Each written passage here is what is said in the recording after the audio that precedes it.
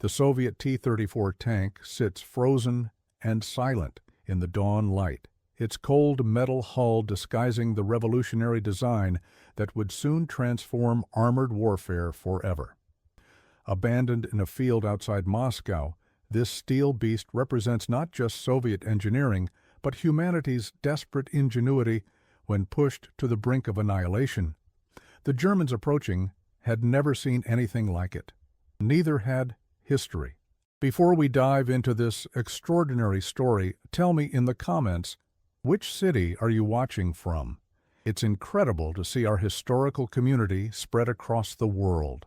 And if you're new here, subscribe to the channel and turn on notifications. Each subscription helps us continue unearthing these fascinating stories that shaped our world. Now, let's get to the story. December 1941. As General Heinz Guderian, the mastermind of German blitzkrieg tactics, surveyed a captured Soviet T-34 tank on the Eastern Front, an uncharacteristic chill ran through him that had nothing to do with the Russian winter. "If the Russians ever produce this tank on an assembly line," he reported to Berlin, "we will have no choice but to develop a completely new tank." That moment encapsulated a terrible reality for the Wehrmacht. The technological advantage they had enjoyed since 1939 was evaporating before their eyes. What Guderian couldn't know was that the Soviets were already mass-producing the T-34 in factories hastily relocated beyond the Ural Mountains, far from Luftwaffe bombers. Desperation had bred innovation, and innovation was about to alter the course of the largest conflict in human history. The T-34's journey began not in the crucible of war, but years earlier in the industrial heartland of a Soviet Union desperate to modernize. In 1937, engineer Mikhail Koshkin led a team at the Kharkov locomotive factory with an ambitious goal: to create a medium tank that could operate in the punishing conditions of the vast Russian landscape. Previous Soviet tanks had proven disastrous during the Winter War with Finland, where they broke down in the extreme cold or became easy targets for Finnish forces. Stalin's purges had decimated the Red Army's officer corps, and the Soviet military found itself technologically outmatched by Western powers. Against this backdrop of paranoia and urgency, Koshkin's team worked knowing failure could mean not just professional disgrace, but imprisonment or execution. What emerged from their drawing boards was revolutionary.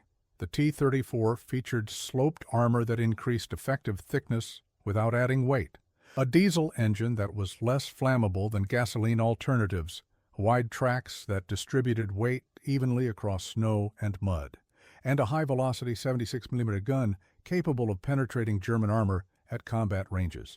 Perhaps most importantly, the tank was designed for mass production with simplified components, interchangeable parts, and manufacturing processes that didn't require highly skilled labor. It was, in essence, the world's first modern main battle tank, though that designation wouldn't exist for decades. To understand the significance of the T-34's design features, we must look at the state of tank warfare in the late 1930s. Most tanks of the era featured vertical armor plates, which offered the least protection for a given weight of armor. By sloping the armor, Soviet engineers effectively increased the thickness an enemy shell had to penetrate without adding additional weight to the vehicle. This weight saving allowed the T-34 to maintain excellent mobility despite its substantial armor protection. The wide tracks, twice as wide as those on comparable German tanks, distributed the vehicle's weight across a greater surface area, dramatically improving mobility in the muddy, snowy conditions of the Eastern Front. The powerful 786mm gun could penetrate the armor of any German tank at combat ranges, giving the T-34 a decisive firepower advantage in early encounters. The diesel engine represented another major innovation. Most tanks of the period used gasoline engines, which were notoriously flammable. A penetrating hit to a gasoline-powered tank often resulted in catastrophic fire, earning German tanks the grim nickname Tommy Cookers among British forces. The T-34's diesel engine was far less prone to catch fire when hit, increasing crew survival rates. Additionally, diesel fuel was less scarce in the Soviet Union than high-octane gasoline, simplifying logistics. The engine delivered 500 horsepower, giving the tank an excellent power-to-weight ratio and a top speed of about 33 kilometers per hour, remarkable mobility for a medium tank of that era. To prove the design's worthiness, Koshkin himself led a grueling 2,000-kilometer test drive from Kharkov to Moscow and back in the depths of winter. The journey proved fatal for the engineer, who contracted pneumonia during the ordeal and died in September 1940 without seeing his creation enter full production or combat. When the first T-34s rolled off assembly lines, they represented not just an engineering achievement, but a human sacrifice in the name of national survival. The story of this test drive reveals much about both Soviet determination and the harsh realities of Stalin's regime. In January 1940, with temperatures plunging below 30 degrees, two prototype T-34s began the journey from Kharkov to Moscow. The tanks traveled mostly at night to maintain secrecy, navigating without maps through forests and fields to avoid roads in populated areas. When mechanical problems inevitably arose, engineers worked in the open, their hands freezing to metal components as they made repairs. Koshkin insisted on driving part of the route himself, despite already suffering from respiratory problems. Upon reaching Moscow, the tanks were demonstrated to Stalin and the Politburo in a secret showing at the Kremlin. Stalin, notoriously difficult to impress, reportedly nodded in approval and uttered just one word: good. For the Soviet military-industrial complex, this terse endorsement represented the highest possible praise. The return journey proved even more arduous, with one tank breaking through river ice and nearly being lost. By the time they returned to Kharkov, Koshkin's health had deteriorated severely. Despite medical treatment, his condition worsened throughout the spring and summer of 1940. He died on September 26, 1940, at the age of 42, having never seen his creation in full production or combat. Leadership of the T-34 project passed to his deputy, Alexander Morozov, who would continue to refine the design throughout the war. The Soviet government posthumously awarded Koshkin the Stalin Prize, one of the highest civilian honors, but his name remained largely unknown to the public until after the war due to security concerns. The T-34's birth occurred against the backdrop of sweeping political violence that had decimated the Soviet officer corps and engineering cadre. The Great Purge of 1936-1938 had eliminated thousands of experienced military officers and technical specialists, including many tank warfare experts. Marshal Mikhail Tukhachevsky, who had pioneered Soviet armor doctrine, was executed in 1937 on fabricated charges of treason. His so-called deep battle concept, emphasizing operational-level breakthroughs with massed armor, was officially abandoned after his execution, only to be resurrected out of necessity during the darkest days of 1941-42. Against this backdrop of terror and paranoia, Koshkin and his team navigated not only technical challenges, but also the deadly politics of Stalin's regime. Engineers worked knowing that failure could mean a sentence to the Gulag labor camps or execution as a saboteur. The T-34 thus emerged not from an environment of open scientific inquiry, but from a pressure cooker of fear, necessity, and patriotic duty. When Operation Barbarossa launched on June 22, 1941, the Germans struck with devastating force along a 2,900-kilometer front.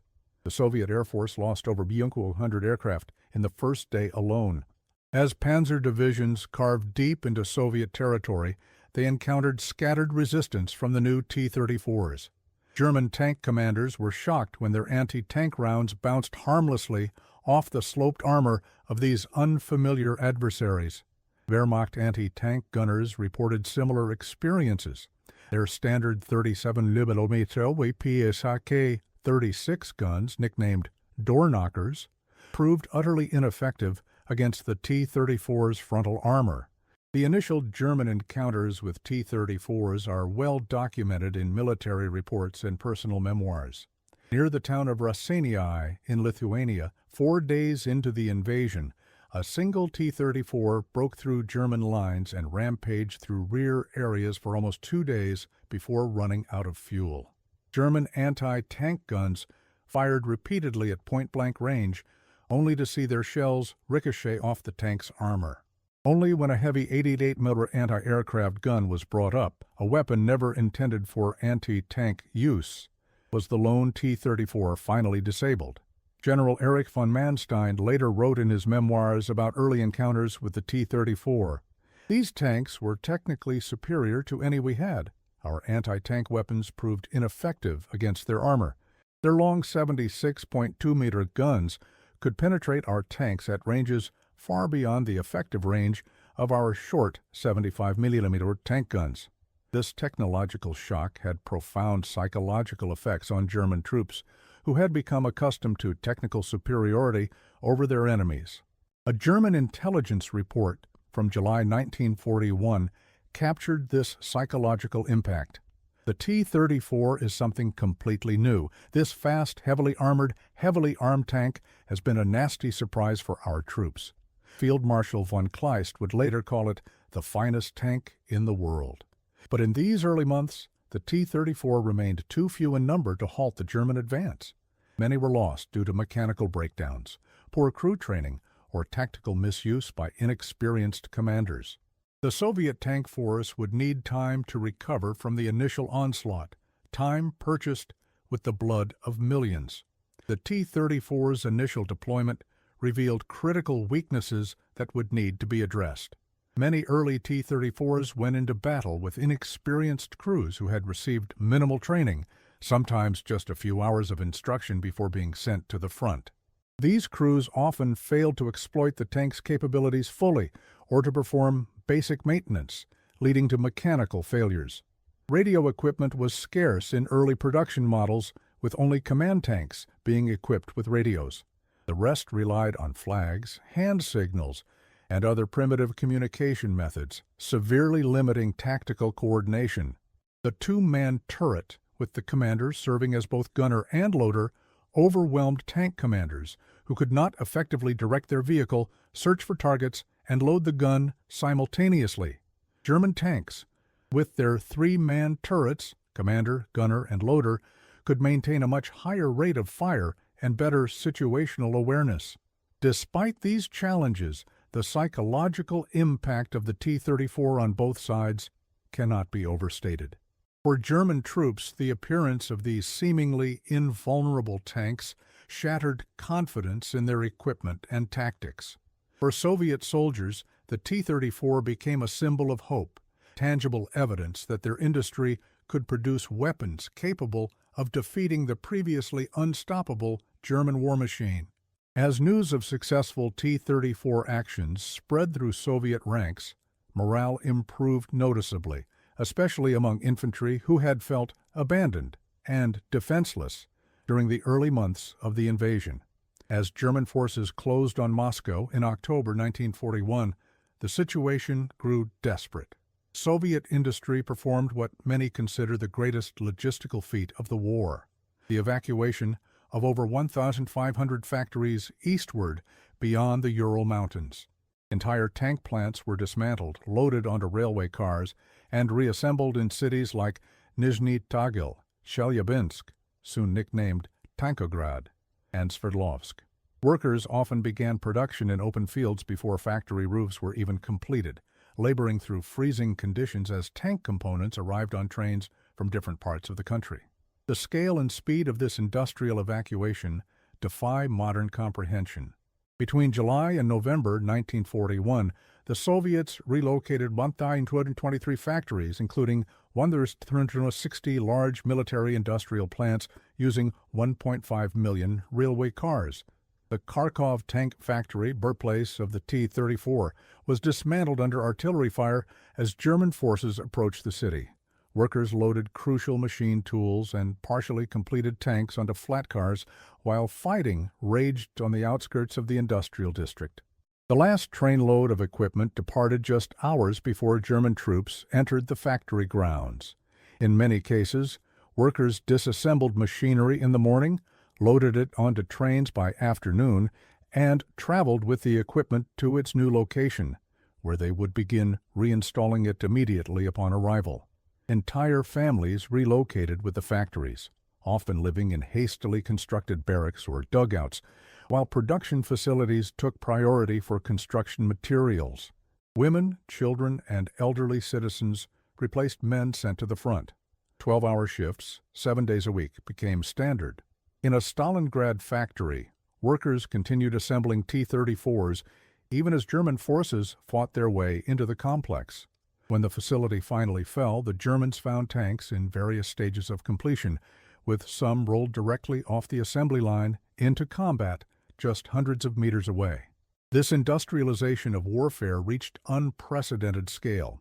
At peak production in 1943, Soviet factories produced a T-34 every 30 minutes, over 1,300 per month. The human cost behind these numbers was immense. Workers collapsed from exhaustion, hunger claimed thousands in factory dormitories, and accidents on hastily constructed assembly lines maimed countless others.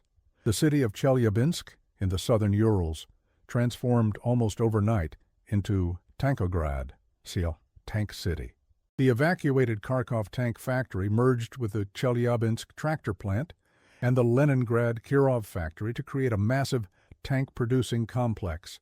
At its peak, this industrial behemoth employed over 60,000 workers, many of them women and children as young as 14. Living conditions were primitive at best. Workers often slept on factory floors between shifts or in hastily constructed barracks where temperatures regularly dropped below freezing during winter months. Food rations were minimal, typically 800 grams of bread daily for factory workers, supplemented by whatever individuals could grow in small personal gardens. Malnutrition and related diseases became endemic. Factory manager Isaac Zaltzman, tasked with meeting Stalin's impossible production quotas, worked from an office overlooking the main assembly line. He reportedly kept a loaded pistol in his desk drawer, not for protection, but for suicide should the factory fail to meet its targets. Innovation born of necessity characterized Soviet production methods. With skilled machinists in short supply, manufacturing processes were simplified to allow inexperienced workers to perform complex tasks. Welding, which required considerable skill, was replaced where possible by casting. Quality control was often rudimentary or non-existent, particularly during crisis periods. Many tanks left factories with serious defects that crews would have to address in the field. Yet the focus on production quantity over quality proved strategically sound. As Stalin reportedly remarked, "Quantity has a quality all its own." The Soviet approach prioritized getting functional tanks to the front quickly, accepting that some percentage would suffer mechanical failures. A simplistic but effective ethos emerged. A poorly built tank that reaches the battlefield can fight. A perfectly engineered tank that arrives too late cannot. Meanwhile, at the Kubinka testing grounds outside Moscow, captured German tanks were systematically examined to understand enemy capabilities. The Soviets made continuous improvements to the T-34 based on combat experience and intelligence. By 1943, the improved T-34-85 variant featured a larger 85mm gun capable of destroying any German tank, including the dreaded Tigers and Panthers, though at closer ranges than ideal.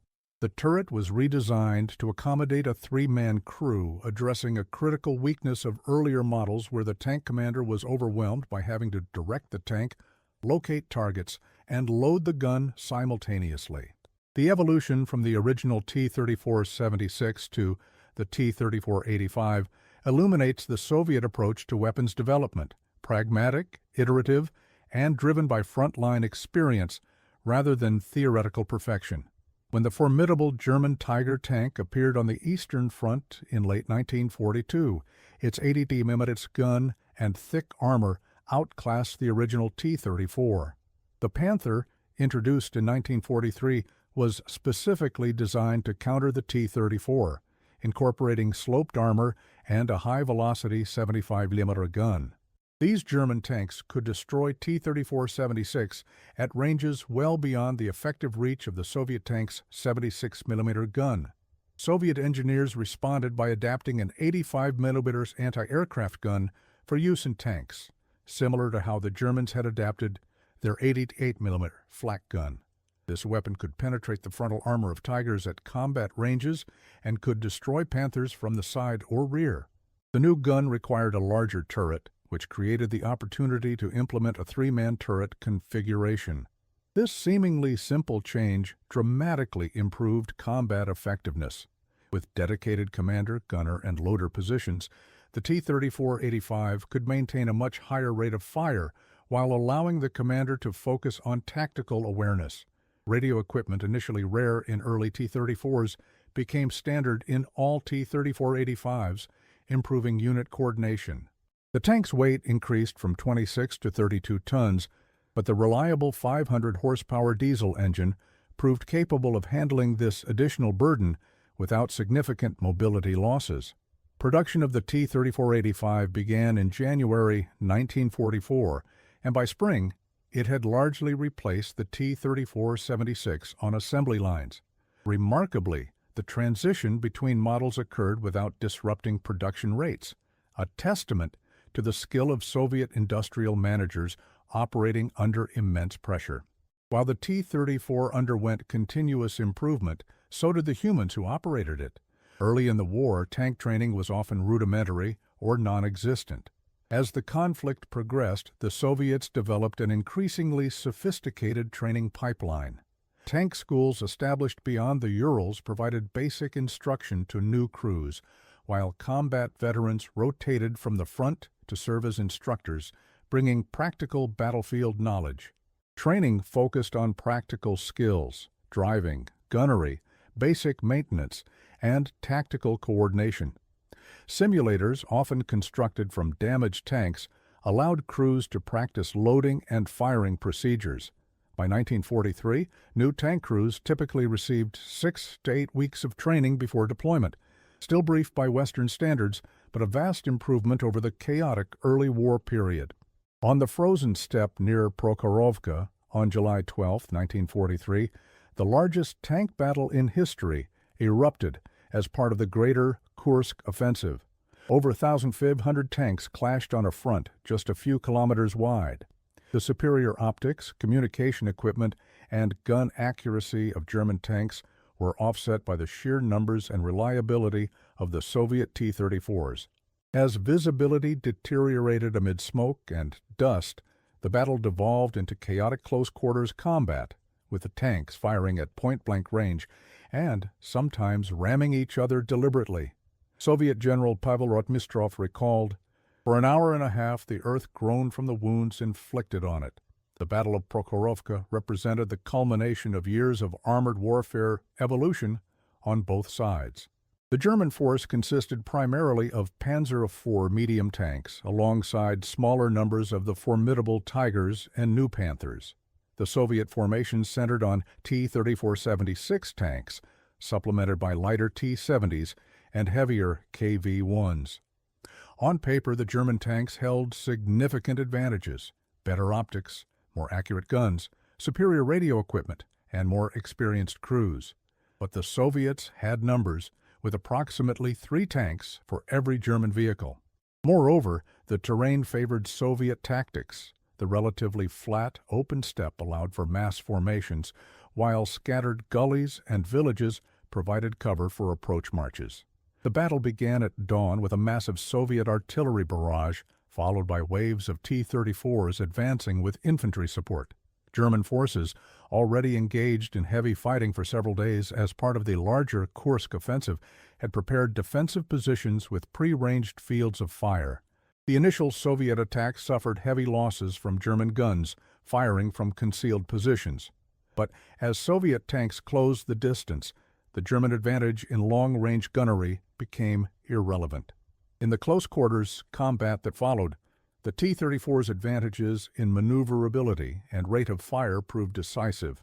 The battle quickly devolved into what participants described as a tank carousel, vehicles circling and firing at point-blank range, visibility limited by dust and smoke, commanders relying more on instinct than tactical doctrine.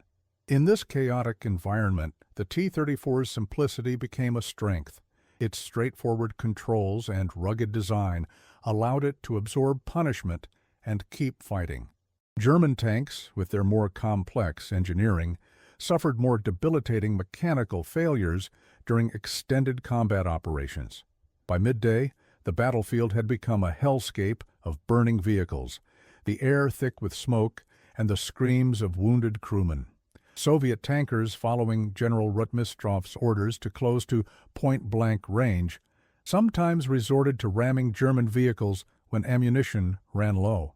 As one Tiger tank commander, SS Untersturmführer Franz Staudegger, later reported, "They came at us like mad dogs with complete disregard for their own losses." When the smoke cleared, hundreds of burnt-out hulks littered the battlefield. Though Soviet losses were higher, the engagement had critically depleted Germany's irreplaceable panzer forces. The T-34 had achieved something remarkable. It had made German qualitative advantages irrelevant through quantitative superiority and mechanical reliability. After Kursk, the German army would remain on the defensive for the remainder of the war, never again mounting a strategic offensive on the Eastern Front. The battle's outcome highlighted the fundamentally different approaches to armored warfare on each side. German tank design prioritized technical excellence, even at the cost of reduced production numbers. The Tiger tank, while formidable, required 300,000 man-hours to produce and consumed precious resources and manufacturing capacity. The T-34, designed from the outset for mass production, required just 3,000 man-hours. This 100.1 ratio meant that for every Tiger produced, Germany could have theoretically built 100 Panzerwehrers, or the Soviets could build 100 T-34s. The strategic calculation became clear. Germany could not win a war of attrition against Soviet industry. Quality could not indefinitely triumph over quantity, especially when that quantity was backed by increasingly competent tactics and improving technology. In the aftermath of Kursk, both sides assessed the battle's lessons.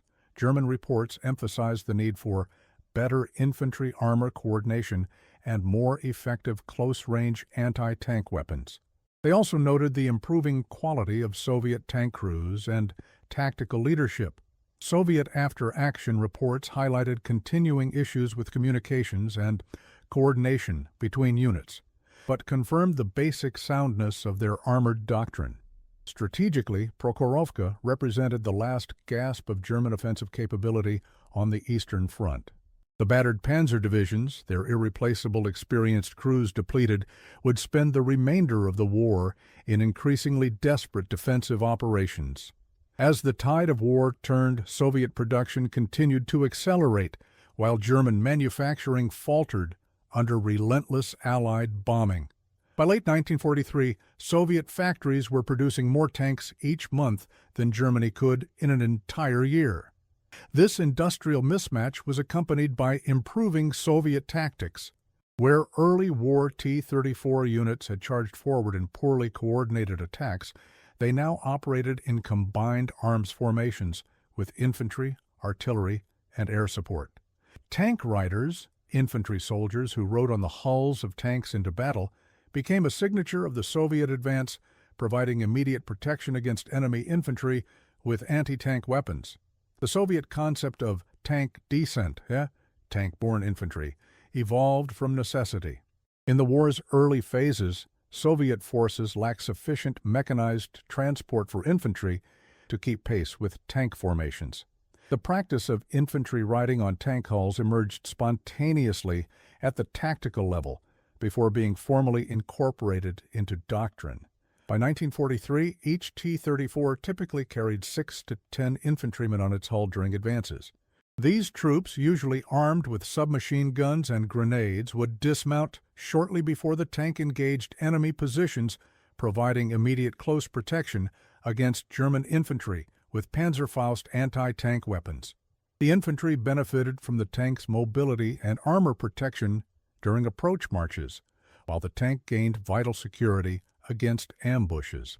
This symbiotic relationship represented a uniquely Soviet solution to the combined arms challenge, making effective use of limited resources. The human experience of tank riders illuminates the brutal realities of the Eastern Front. Clinging to handholds welded onto the T-34's hull, these infantry endured exhaust fumes, extreme temperatures, and constant fear of enemy fire. The tank's steel surfaces became scorching hot in summer and freezing in winter. During combat, riders faced difficult decisions: when to dismount, when to remain with the vehicle for mobility, how to coordinate with the tank crew sealed inside.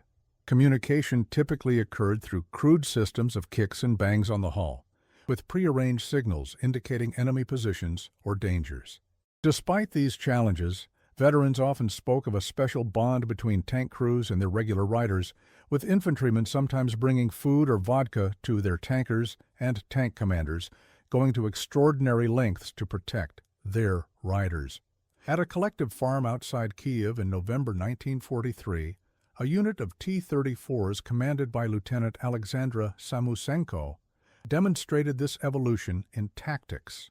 Samusenko, one of the few female tank commanders in the Red Army, led her tanks through a carefully orchestrated night approach, using ravines and forest cover to avoid German observation. At dawn, her tanks emerged from morning mist, accompanied by infantry, and rolled directly into the German defensive positions before they could organize effective anti-tank fire. The engagement typified how the Soviets had learned to maximize the T-34's advantages while minimizing its vulnerabilities. The story of Lieutenant Alexandra Samusenko highlights the often overlooked role of women in Soviet armored forces. While official Soviet policy initially restricted women to support roles, the desperate circumstances of 1941-42 led to more flexible approaches. Women served as tank drivers, gunners, and occasionally commanders, particularly in the T-34, due to its relative ease of operation compared to heavier tanks. Samusenko joined the Tank Corps after her family was killed during the German invasion of Ukraine. After completing abbreviated training, she served initially as a driver before being promoted to command her own tank based on combat performance. By late 1943, she had been credited with destroying several German tanks and had received the Order of the Red Star for bravery. The action near Kiev demonstrated the maturation of Soviet combined arms tactics. Samusenko's approach used natural terrain features for concealment during the unit's night march.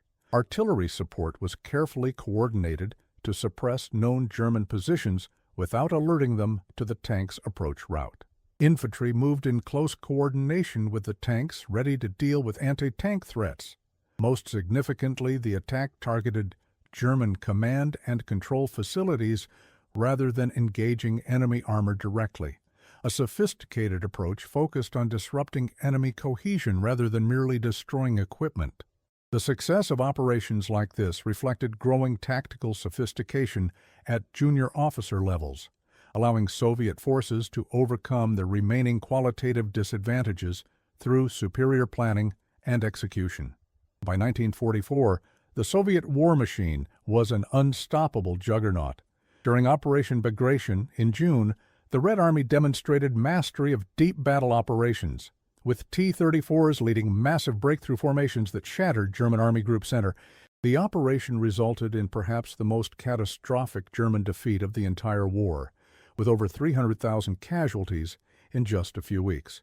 T-34s now pushed westward in massive numbers, finally fighting on German soil by January 1945. Operation Bagration represented the full realization of Soviet deep battle doctrine, first conceptualized in the 1930s, but suppressed during Stalin's purges. The operation began with a massive deception effort, convincing German intelligence that the main Soviet offensive would target Army Group South in Ukraine, rather than Army Group Center in Belarus. When the attack came on June 22, 1944, deliberately chosen as the third anniversary of Operation Barbarossa, the Germans were caught with inadequate forces and reserves. The initial Soviet breakthrough was achieved by massed artillery followed by heavy tanks, IS-2s and KV-85s to create gaps in German lines. These gaps were then exploited by T-34-led mobile groups, which pushed deep into the German rear areas at unprecedented speed. The mobile groups, typically composed of a tank brigade reinforced with motorized infantry, artillery, and engineers, operated semi-autonomously once breakthrough was achieved. Their mission was not to engage enemy forces directly, but to disrupt command, control, and logistics by seizing key road junctions, bridges, and communication centers. This approach created cascading failures in German defensive efforts as frontline units lost contact with headquarters and supply columns were ambushed on roads that German commanders had assumed were secure. By the operation's end in late August, Army Group Center had effectively ceased to exist as a cohesive fighting force. Soviet tank formations had advanced over 450 kilometers in 5 weeks, a rate of advance unprecedented in the Eastern Front, and one that demonstrated complete mastery of armored warfare principles. The human dimension of this steel tide is often overlooked. Tank crews lived brutally shortened lives. The average lifespan of a T-34 in combat during 1941-42 was just 14 days. Inside the cramped confines of the tank, crews endured deafening noise, suffocating heat, or bitter cold depending on the season, and the constant fear of a catastrophic hit. Soviet crews carried submachine guns not just for dismounted combat, but because many preferred to die fighting outside rather than burn alive inside their tanks. Yet, despite these conditions, many crews developed almost mystical connections with their vehicles, naming them, painting slogans on the turrets, and performing small rituals before battle. Life inside a T-34 during combat operations reveals the psychological and physical extremes of armored warfare. The interior space was extremely cramped, with a 4-man crew, commander, gunner, loader, and driver, in the T-34-85, operating in a space roughly the size of a large closet. During summer operations, interior temperatures could exceed 50 degrees Celsius, 102 degrees, with crew members often stripped to the waist and suffering heat exhaustion during extended operations.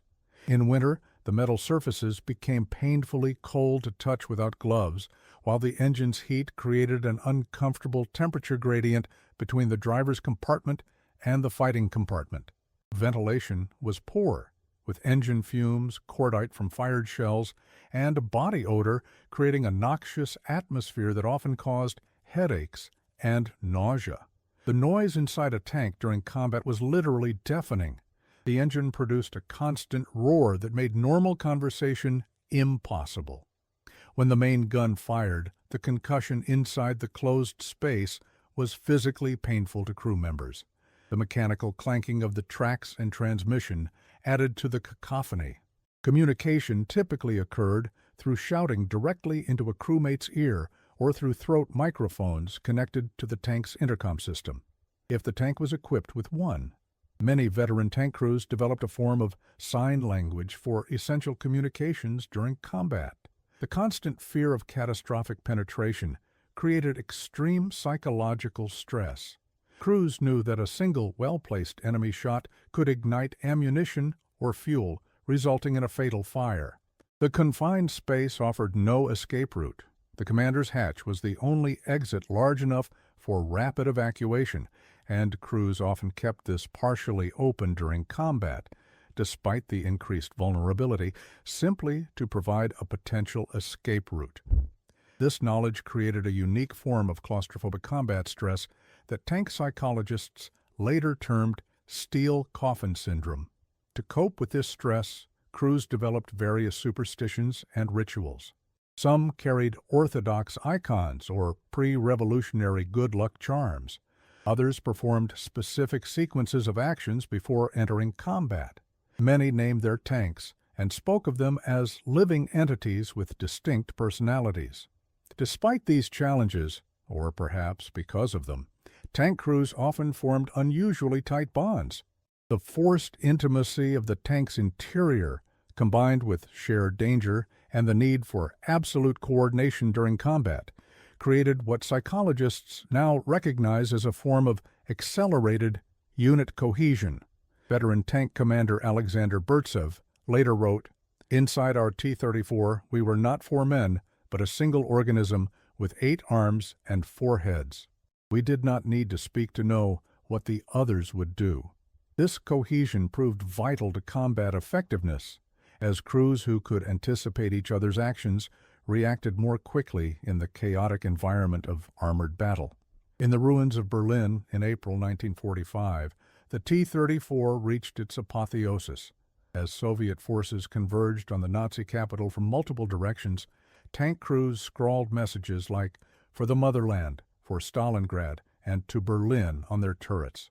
In the final assault on the Reichstag, Guards Captain Stepan Neustroev ordered his T-34 to fire directly at the building's main entrance, blasting a path for Soviet infantry to enter.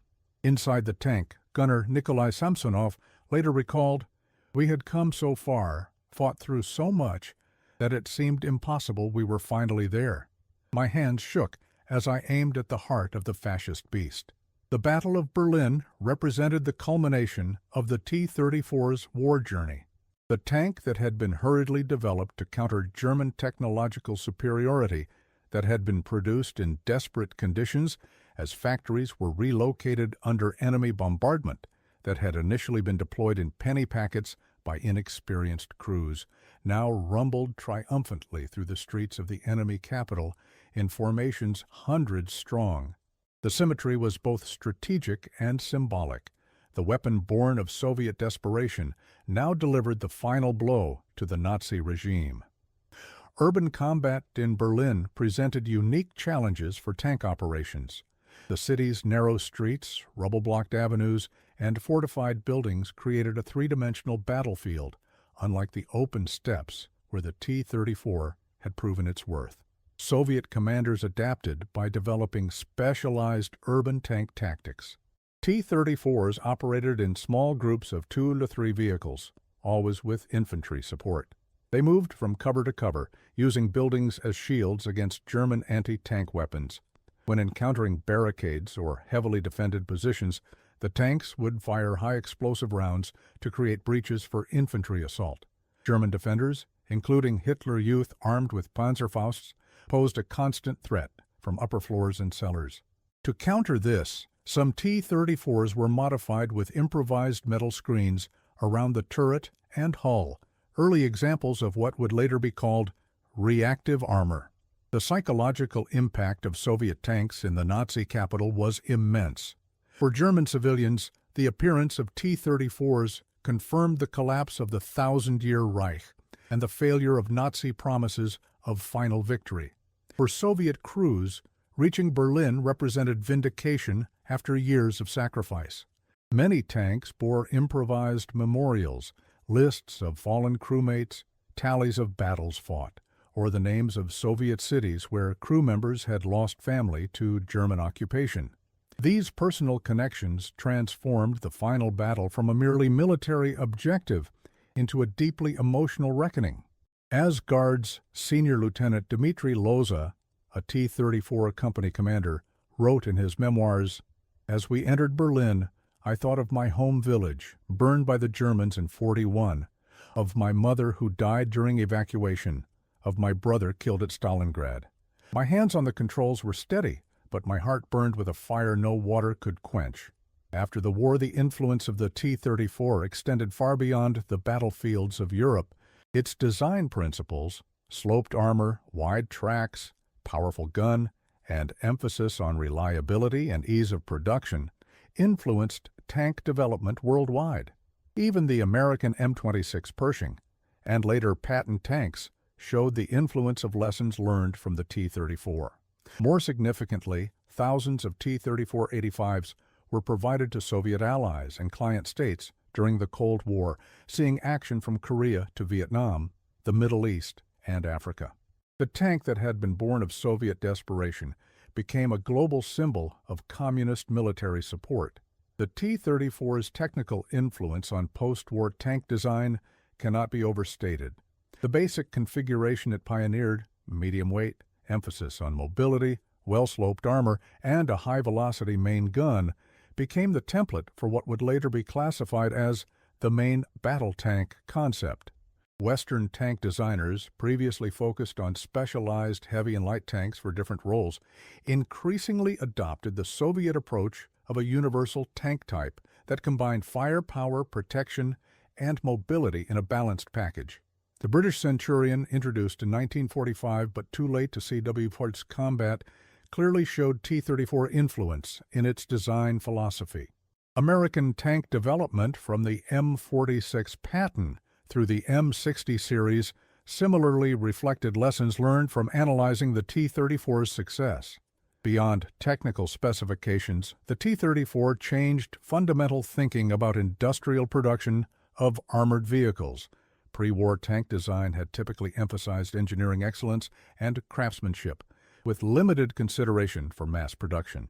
The T-34 demonstrated that simplified manufacturing techniques, standardized components, and design choices that facilitated rapid assembly could create a highly effective combat vehicle. Post-war Western tank programs increasingly incorporated these principles, balancing technological sophistication with producibility. The Swedish S-tank, Stridsvagn 103 of the 1960s, perhaps represents the most extreme application of this philosophy, with its fixed gun, automated loading system, and highly sloped armor, creating a tank that was both innovative and well-suited to mass production. During the Cold War, the T-34-85 became a primary export vehicle for expanding Soviet influence. Thousands were provided to Warsaw Pact allies, Asian communist states, and revolutionary movements in Africa and Latin America. This proliferation ensured that the T-34 would see combat far beyond the eastern front of Pidotchuk. In Korea, 1950-53, North Korean T-34-85s spearheaded the initial invasion of South Korea, overwhelming inadequate American anti-tank defenses. Only the deployment of M26 Pershing tanks and close air support eventually neutralized this threat. In the Middle East, Egyptian and Syrian T-34-85s faced Israeli forces in multiple conflicts with diminishing effectiveness as Western anti-tank technology improved. The Vietnam War saw T-34-85s in North Vietnamese service, primarily in direct fire support roles, rather than tank-versus-tank combat. In countries liberated by the Red Army, the T-34 assumed a new role as a memorial. In cities from Prague to Vienna to Berlin, T-34s were mounted on pedestals as war monuments. These steel sentinels served as reminders of Soviet sacrifice and victory, but for many in Eastern Europe, they also symbolized the beginning of a new occupation. The tank that had helped defeat one totalitarian regime had inadvertently helped establish another. This complex legacy was physically manifested in 1956 when Hungarian freedom fighters hurled Molotov cocktails at Soviet T-34s on the streets of Budapest, attempting to overthrow communist rule. The liberator had become the oppressor. The Hungarian Revolution of 1956 represented a pivotal moment in the T-34's symbolic journey. In late October of that year, Hungarian protesters demanding democratic reforms and withdrawal from the Warsaw Pact took to the streets of Budapest. When Soviet forces intervened with T-34-85 tanks, the revolutionaries, many of them students and workers with no military training, improvised anti-tank tactics using Molotov cocktails and improvised explosives. In several documented instances, Hungarian fighters captured operational T-34s from defecting Hungarian army units or Soviet crews who abandoned their vehicles. These captured tanks, now flying Hungarian flags instead of Soviet red banners, engaged their former owners in what became some of the first tank-versus-tank combat of the Cold War. The irony was profound. The very tank that had liberated Hungary from Nazi occupation in 1944-45 now represented Soviet domination. Photos of burned-out T-34s on Budapest streets, surrounded by civilians, circulated worldwide as powerful symbols of resistance to Soviet authority. When the uprising was eventually crushed by overwhelming Soviet force in early November, The T-34 became permanently associated with Soviet repression in Eastern European memory. Monuments featuring T-34s, intended to commemorate liberation, were now viewed by many as symbols of occupation. This duality, liberator and oppressor, savior and conqueror, encapsulates the complex legacy of Soviet power in post-war Europe. Beyond Hungary, the T-34's post-war journey included unexpected chapters. In Yugoslavia, which broke from Soviet influence in 1948, locally produced T-34 variants served into the 1960s as symbols of national independence from both East and West. In Cuba, T-34-85s provided by the Soviet Union became icons of revolutionary defense during the tensions surrounding the Cuban Missile Crisis. In China, reverse-engineered T-34 variants formed the basis of the People's Liberation Army Tank Force until indigenous designs replaced them in the 1960s. Even Finland, which had fought bitterly against Soviet aggression in the Winter War and Continuation War, operated captured T-34s in their post-war army, valuing the vehicle's reliability and simplicity in the challenging Nordic environment. The human cost behind the T-34 story defies comprehension. Over 80,000 were built during the war years, each representing countless labor hours in freezing factories where workers collapsed from exhaustion and hunger. Of the estimated 44,000 Soviet tanks destroyed during the war, most of them T-34s, only about 20% of crew members survived. Behind these statistics lie millions of individual tragedies. The tank designer who died never seeing his creation's success, the teenage factory worker who sacrificed her health assembling engines, the young lieutenant who burned alive inside his tank outside Kursk. The human stories behind the T-34's production illuminate the extraordinary mobilization of Soviet society for total war. In the tank factories of the Urals, the workforce was predominantly female by 1942, with women taking on roles previously considered exclusively male, welding armor plate, operating heavy machinery, and performing quality control testing. Children as young as 12 worked as assistants and runners, often living in factory dormitories because their parents were either at the front or working in other war industries. Elderly workers came out of retirement bringing pre-revolutionary industrial skills to the modernized production lines. Collective farm workers, with no previous industrial experience, learned complex manufacturing tasks through simplified training programs. Working conditions in these factories were extremely harsh.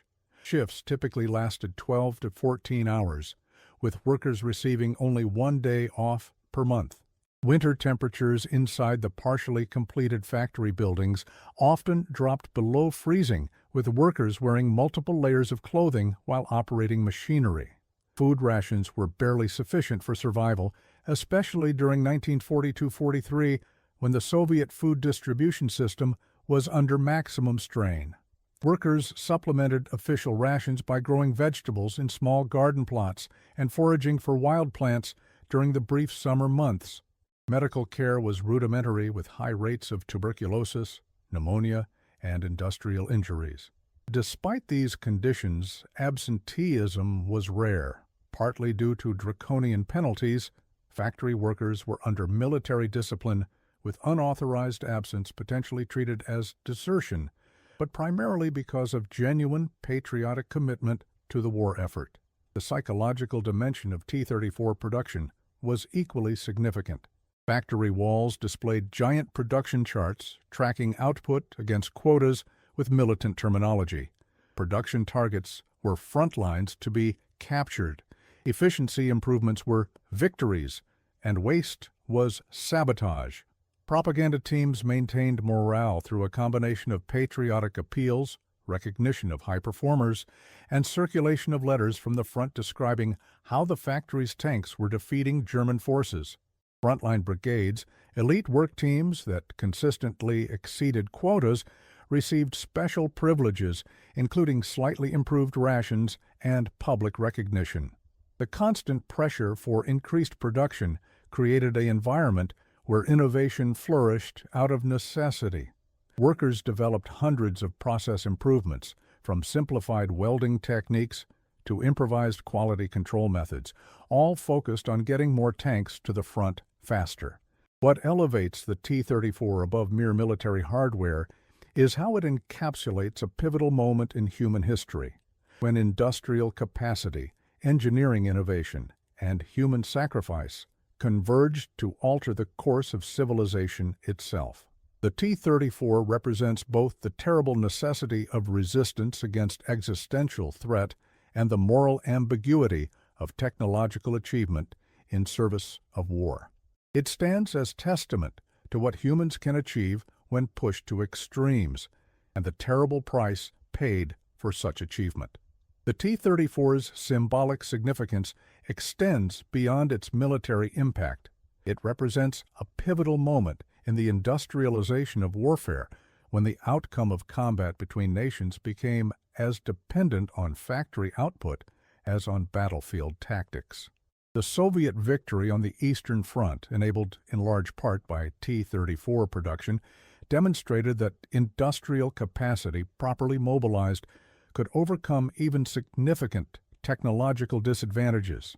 This lesson fundamentally altered strategic thinking in the post-war era, with defense planners increasingly focusing on industrial preparedness and production capacity as core national security concerns.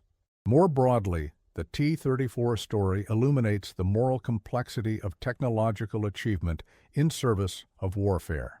The same engineering brilliance that created this revolutionary tank also produced more efficient methods of killing. The same industrial mobilization that demonstrated human organizational capacity at its most impressive also consumed human lives at horrific rates. The same victory over fascism that the T-34 helped secure also enabled the expansion of Soviet totalitarianism into Eastern Europe. These contradictions resist simple moral categorization, challenging us to recognize both the necessity of resistance against existential threats and the terrible human costs such resistance entails. For the individuals who designed, built, and operated the T-34, these philosophical questions were largely abstract. They faced immediate concrete challenges: how to produce more tanks with fewer resources, how to keep engines running in sub-zero temperatures, how to survive the next engagement with German armor. Their individual stories of courage, innovation, and sacrifice, multiplied across millions of participants, collectively produced not just victory in war, but a testament to human resilience and adaptability. The T-34 tank, in this light, represents not just a weapon, but a physical manifestation of a society's determination to survive against overwhelming odds. Today, in museums from Moscow to Washington, D.C., preserved T-34s sit silent behind velvet ropes or in concrete plinths.